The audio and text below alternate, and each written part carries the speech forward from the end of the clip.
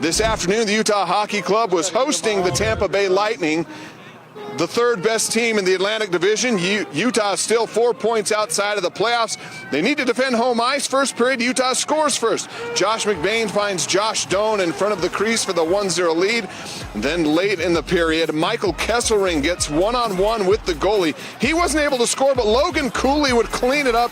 Utah allowed a late power play goal in the period, but they still led 2-1 after one period.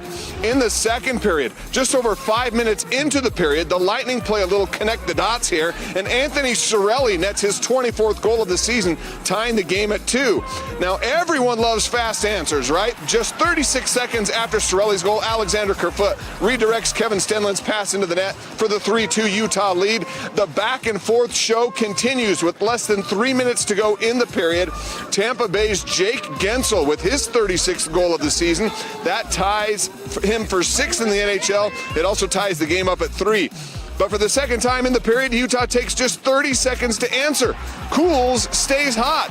He redirects his second of the game. Utah takes the 4-3 lead into the second intermission. It didn't take much longer for Utah to find another goal in the third period.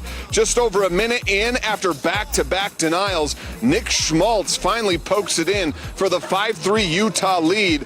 A little bit of breathing room, right? But Tampa, of course, scores again less than 2 minutes later. Braden Point, with his 34th of the season, cuts it to 1, 5-4. But then Utah gets called for too many men on the ice, so they're short 2 men, and Veggie gets the big-time stop, shorthanded. Alexander Kerfoot would get an empty netter late, and Utah wins this game 6-4. With that flurry of early action today in the NHL, this is what we're looking at in the race for the wild card in the Stanley Cup playoffs. The Minnesota Wild still have that top wild card spot. The Blues still in that second spot with 79 points, 2 points ahead of the Flames, but also 2 more games played than Calgary.